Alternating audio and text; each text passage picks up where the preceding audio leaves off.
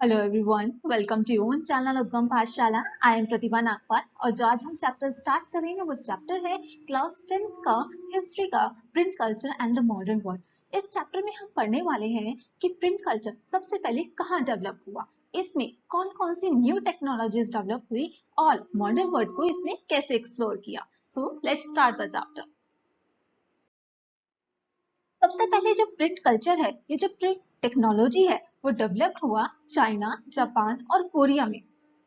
17th century तक जब urban culture Bloom हो रहा था, यानी एक्सप्लोर हो रहा था, जब अर्बनाइजेशन हो रहा था चाइना में, तो जो प्रिंट के यूजेस हैं वो भी डाइवर्सिफाइड हो रहे थे। नेक्स्ट पॉइंट दिया हुआ है, in the late 19th century western printing culture technology and mechanical press was imported as western power established their outpost in China. यानी कि 19th सेंचुरी के लास्ट तक जो वेस्टर्न प्रिंट टेक्नोलॉजी है और जो मैकेनिकल प्रेस है वो इंपोर्ट की जाने लगी। और इसे हम देख सकते हैं, जो शंघाई है चाइना का, वो एक हब बन चुका था नए प्रिंट कल्चर का। अब जापान में जो है प्रिंट कल्चर वो कैसे आया, जो बुद्धिस्ट मशीनरीज थे, यानी कि जो बुद्ध कल्चर है उसको जो आगे बढ़ाते हैं, जो स्पेंड करते हैं, उनको बुद्धिस्ट मशीनरीज बोला जाता है। तो Buddhist machineries from China introduced hand printing technology into Japan around AD 768 to 770। यानी कि चाइना से जो बुद्धिस्ट मशीनरीज है, उन्होंने हैंड प्रिंटिंग टेक्नोलॉजीज को चाइना में जो है इंट्रोड्यूस किया। कब किया? AD 768 to 770। और जो पहली हम बोल सकते हैं जो जापानीज बुक लिखी गई, जो प्रिंट की गई, वो एडी 868 में की गई, जिसका नाम था द बुद्धिस्ट डायमंड सूत्र। ये एक मार्क का क्वेश्चन आपके एग्जाम में आ सकता है। और वहाँ के जो लोग हैं, उनके जो फेमस टॉपिक्स थे, यानी कि जिन बोल सकते हैं हम, उनका इंटरेस्ट कौन कौन से टॉपिक्स में था, वो था कुकिंग में, ट्रैवलिंग में और म्यूजिक में। अब है यूरोप की बारी, यानी कि प्रिंट कल्चर यूरोप में कैसे आया। As we all know that in 11th century Chinese paper reached Europe via Silk Route। यानी कि जो चाइनीज पेपर है ये यूरोप पहुंचा सिल्क रूट के जरिए। और मैन्युस्क्रिप्ट जो है ये लिखी जाने लगी बाय स्क्राइब्स। मैन्युस्क्रिप्ट्स का मतलब होता है जो पाम लीव्स पे लिखी जाती हैं बुक्स। इनका मैं इसके बारे में और भी आपको बताना चाहती हूँ। जो मैन्युस्क्रिप्ट है ये बहुत ज्यादा इजी नहीं होती है हैंडल करने में, मतलब एक जगह से हम दूसरी जगह भी नहीं इसको इजीली पहुंचा सकते हैं, हैंडल कर सकते हैं या कैरी कर सकते हैं। साथ ही साथ मैन्युस्क्रिप्ट को जब भी कोई कॉपी करता था, यानी कि उसमें से बिल्कुल देख के अगर दूसरा कोई कॉपी करना चाह रहा है, तो उसमें हम देख सकते हैं कि काफी चेंजेस आ जाया करते थे। यानी कि अगर एक आर्कियोलॉजिस्ट हिस्ट्री का कोई भी एक इवेंट के बारे में पढ़ना चाह रहा है, तो उसको अगर एक इवेंट के बारे में 15 मैन्युस्क्रिप्ट लिखी गई है, तो उसको 15 के 15 मैन्युस्क्रिप्ट के बारे में पढ़ना होता था।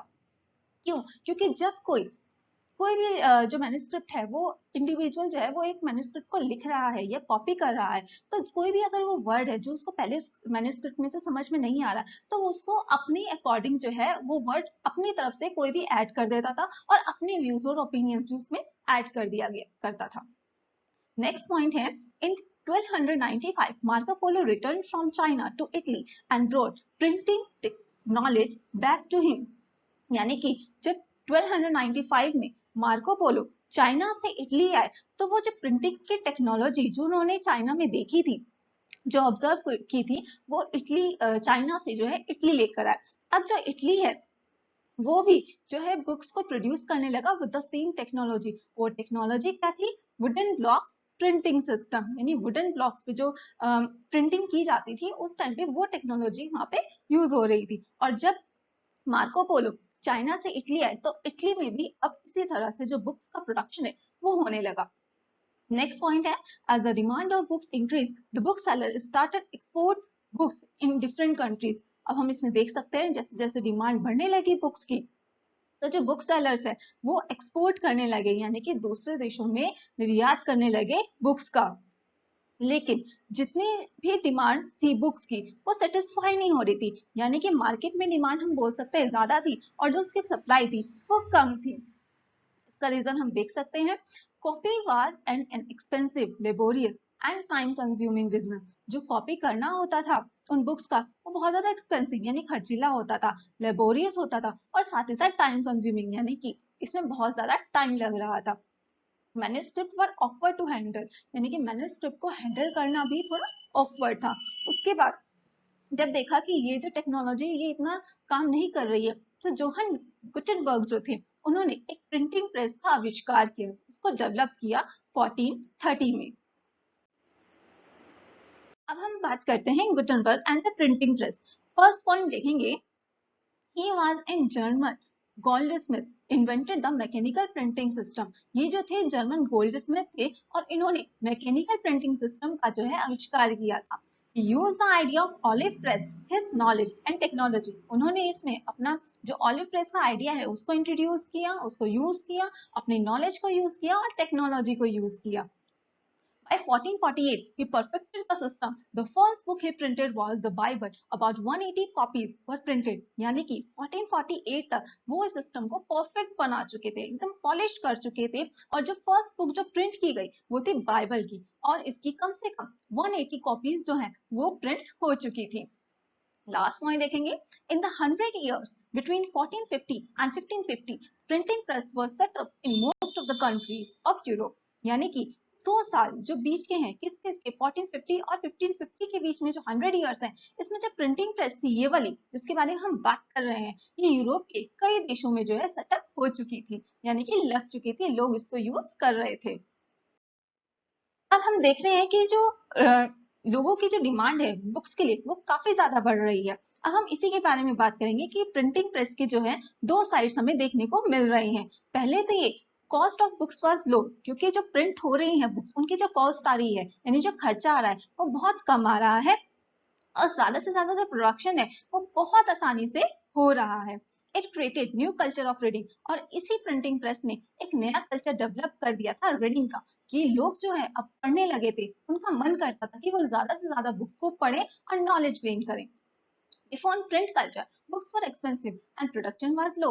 जब प्रिंट कल्चर इंट्रोड्यूस नहीं हुआ था, इससे पहले की बात हो रही है, यानी कि जब ये प्रिंटिंग प्रेस इन्वॉल्व नहीं थी, इंट्रोड्यूस नहीं हुई थी, तो जो बुक्स बन रही थी, जो प्रोड्यूस हो रही थी, वो बहुत ज्यादा एक्सपेंसिव यानी खर्चीली थी एंड प्रोडक्शन वाज लो और उसका प्रोडक्शन भी इतना नहीं हो रहा था। लेकिन अगर हम इसमें देखें तो एक प्रॉब्लम भी जो है वहां के यूरोप के लोगों को फेस करनी पड़ रही थी। वो क्या प्रॉब्लम थी देखेंगे, only literate people can read as European literacy rate was low, which was major hurdle in spreading this culture। यानी कि वहां के जो सिर्फ लिटरेट पीपल थे यानी जो पढ़े लिखे इंसान थे वो ही जो है इन बुक्स को पढ़ रहे थे।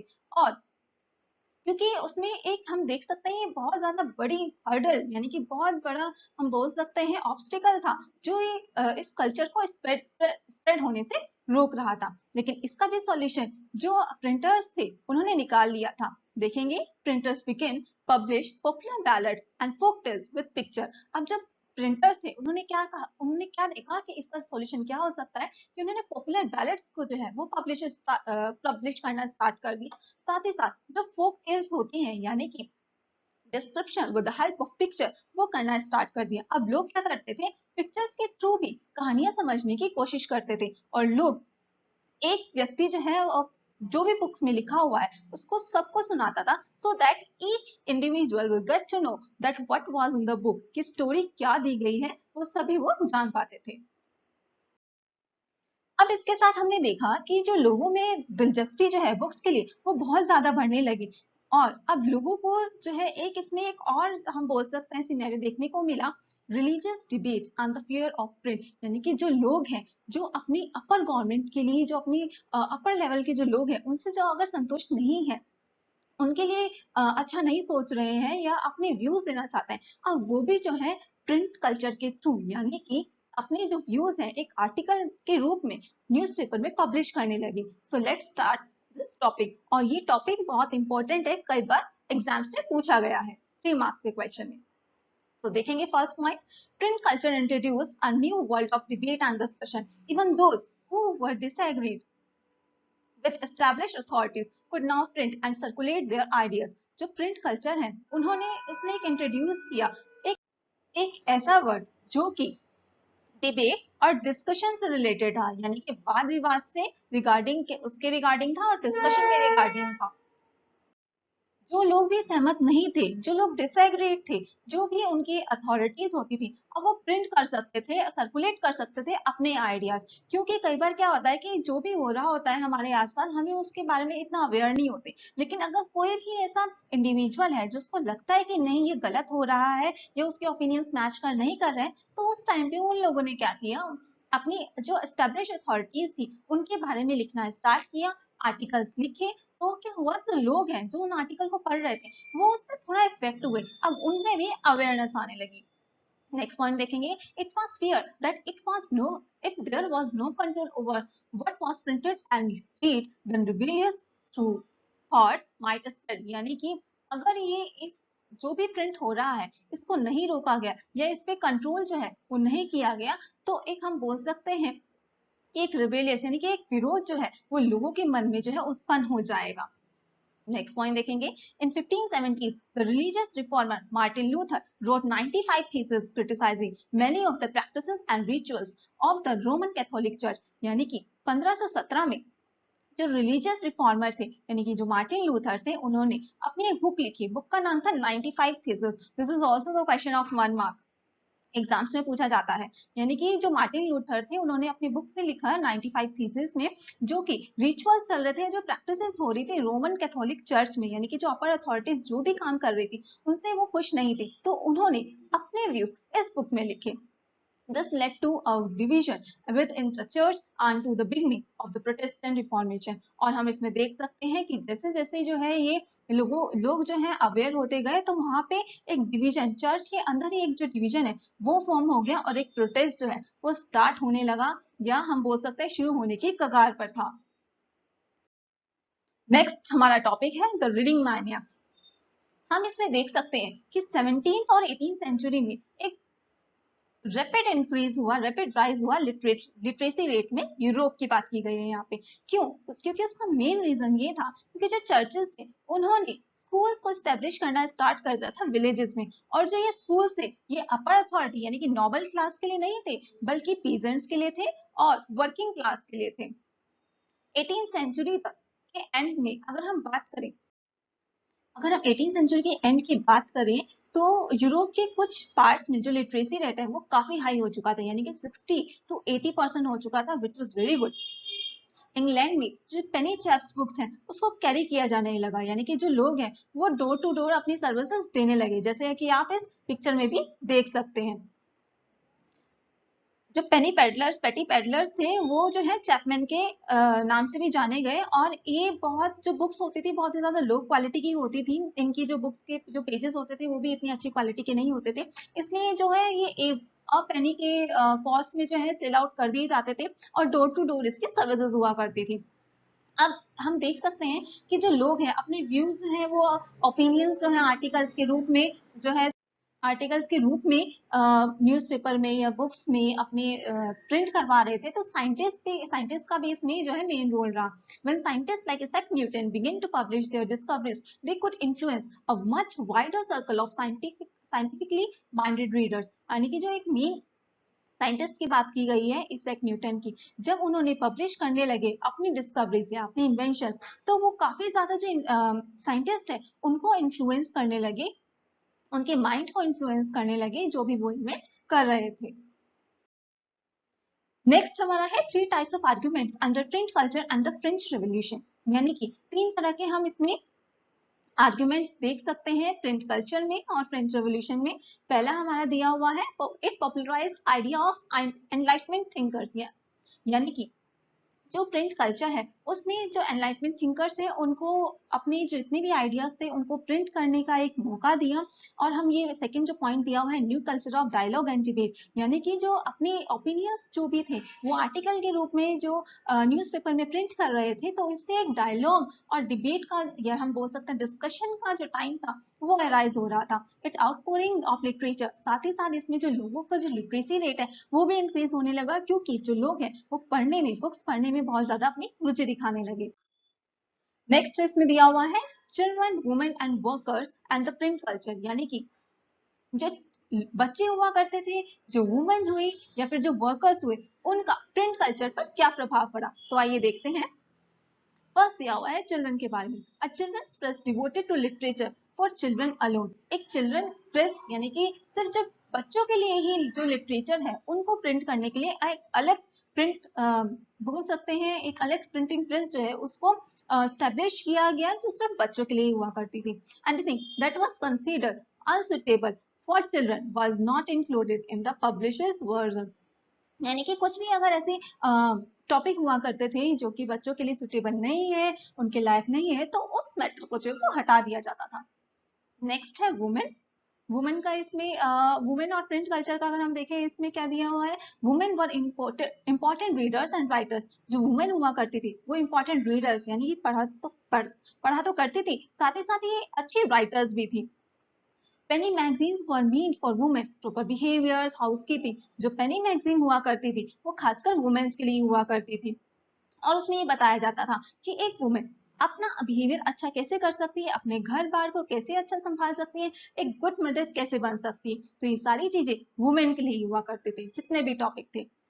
Next, workers in the 19th century, lending libraries in England become instrument for educating white collar workers, artisans and lower middle class people. जो लाइब्रेरीज हैं जो हम बोल सकते हैं किराए पे दी जा रही थी इंग्लैंड में, उनका एक मेन रोल ये था कि वो एजुकेट कर रही थी। किनको एजुकेट कर रही थी? जो व्हाइट कॉलर वर्कर्स हुआ करते थे, या फिर जो आर्टिसंस हुआ करते थे, या लोअर मिडिल क्लास पीपल हुआ करते थे।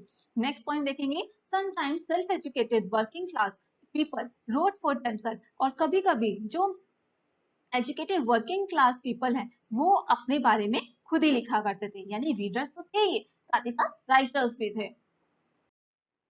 अब जैसे देखा कि जो लोगों के मन में जो है पढ़ने की इच्छा बहुत ज्यादा जागरूक हो रही है, बहुत ज्यादा बढ़ रही है, तो नई नई इन्वेंशंस भी होने लगे। तो देखेंगे first point, by the mid 19th century, Richard March Ho of New York had perfected the power-driven cylindrical press। यानी कि मिड 19th सेंचुरी में जो रिचार्ड मार्च हो थे न्यूयॉर्क के, उन्होंने पावर ड्राइवन सिलिंड्रिकल प्रेस का जो है उनको उसको परफेक्ट बना दिया था। और लेट 19th सेंचुरी में जो ऑफसेट प्रेस है जो डेवलप हुई, वो आप क्या कर सकती थी, एक टाइम पे 6 कलर्स के साथ जो है प्रिंट हो सकती थी। आप इसमें देख सकते हैं जो आपके न्यूज़पेपर है ना, उसमें भी आप जितने कलर्स जो सर्किल में आते हैं उसके अकॉर्डिंग आप देख सकते हैं कि कौन सी टेक्नोलॉजीज यूज हो रही हैं। नेक्स्ट पॉइंट दिया हुआ है, printers and publishers continuously develop new strategies to sell their product. यानी कि जो प्रिंटर्स हुआ करते थे और जो पब्लिशर्स हुआ करते थे वो कंटिन्यूअसली ये सोच रहे थे, ये डेवलप करते थे नई नई टेक्नोलॉजीज कि वो अपने प्रोडक्ट को सेल आउट कैसे करें। नेक्स्ट है manuscript before the age of print.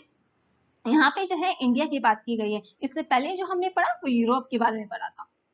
देखेंगे first point, India had a rich and old tradition of hand written manuscript in Sanskrit, Arabic, Persian as well as in various vernacular languages. यानी कि जो India है इसका बहुत ही ज्यादा rich और old tradition रहा है हैंड रिटन मैन्युस्क्रिप्ट में। यानी कि यहाँ पे बहुत ज्यादा जो है पुराना इतिहास रहा है मैन्युस्क्रिप्ट लिखने के उसमें। और ये कौन कौन से लैंग्वेजेस में लिखा जाता था? संस्कृत में, अरेबिक में, पर्शियन, साथ ही साथ वर्नाकुलर लैंग्वेज। वर्नाकुलर लैंग्वेज का मतलब होता है जो लोकल लैंग्वेज हुआ करती थी। नेक्स्ट है manuscript copied on palm leaves. जो मैन्युस्क्रिप्ट कॉपी हुआ करती थी वो पाम लीव्स पे हुआ करती थी। नेक्स्ट पॉइंट दिया हुआ है, manuscript were expensive, fragile and could not easy read easily. यानी कि जो मैन्युस्क्रिप्ट हुआ करती थी वो बहुत ज्यादा खर्चीली हुआ करती थी, यानी कि इसको कॉपी करने में बहुत ज्यादा खर्च आता था। फ्रेजाइल हुआ करती थी, यानी कि एक जगह से दूसरी जगह अगर हम इसको कैरी कर रहे हैं तो इजीली कैरी नहीं हो पाती थी। And could not read easily, और इजीली हम इसको रीड भी नहीं कर पाते थे, क्योंकि इसमें जो हम देख सकते हैं जो राइटिंग है उसकी जो स्टाइल्स है, राइटिंग स्टाइल्स वो भी डिफरेंट होते थे, क्योंकि अलग इसको कॉपी करने वाले जो लोग हैं वो भी अलग अलग हुआ करते थे। आप इस पिक्चर के थ्रू ये देख सकते हैं। नेक्स्ट दिया हुआ है, प्रिंट कम्स थ्रू इंडिया। यानी कि इंडिया में अब जो प्रिंट कल्चर है वो कैसे आया। तो जो प्रिंट कल्चर है इंडिया में वो गोवा में सबसे पहले आया था, जो पोर्टुगीज मिशनरीज लेके आए थे 16th सेंचुरी में। In 1674, 50 books printed in Konkani and Kannada language। यानी कि 1674 में 50 जो बुक्स हैं वो प्रिंट हो गई थी कोंकणी और कन्नड़ा लैंग्वेज में। नेक्स्ट दिया हुआ है Catholic priest printed the first Tamil book in 1579 at Cochin, यानी जो कैथोलिक प्रीस्ट थे उन्होंने पहली जो तमिल बुक है उसको जो है प्रिंट कर दिया था 1579 में कोचीन में। इन 1713 इंडिया की जो है पहली मलयालम बुक जो है वो पब्लिश हो चुकी थी। नेक्स्ट दिया हुआ है print and the poor people, यानी कि जैसे जैसे प्रिंट कल्चर डेवलप तो हो रहा था लेकिन जो पुअर पीपल है यानी जो बुक्स को अफोर्ड नहीं कर पा रहे हैं उनके लिए क्या क्या कदम उठाए गए ये हम देखते हैं।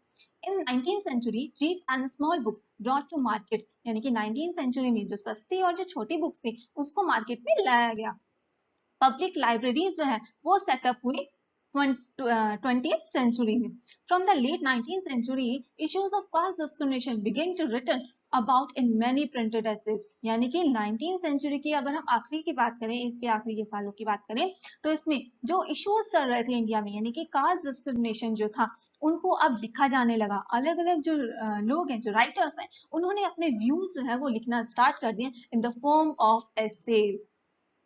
इसमें बहुत ही मशहूर जो कि ज्योतिबा फुले हैं उन्होंने अपनी जो बुक है गुलामगिरी उसमें अपने व्यूज लिखे थे। उन्होंने इस बारे में लिखा था जो क्या लिखा था, Jyotiba Phule of low caste protest movements wrote about the injustice of the caste system, यानी कि जो कास्ट सिस्टम हमारे देश में है जो अभी भी चल रहा है तो उस टाइम पे बहुत ज्यादा था, उस टाइम पे डिस्क्रिमिनेशन बहुत ज्यादा हो रहा था। तो हम देख सकते हैं कि ज्योतिबा फुले ने अपने व्यूज जो इनजस्टिस हो रहा था जो अन्याय हो रहा था लोअर क्लास पीपल के साथ तो उसको लिखा अपनी एक बुक में जो कि उनके खुद के द्वारा लिखी गई जो थी आपकी गुलामगिरी 1871 में। This is also the question of 1 mark जो कि आपके एग्जाम में आ सकता है।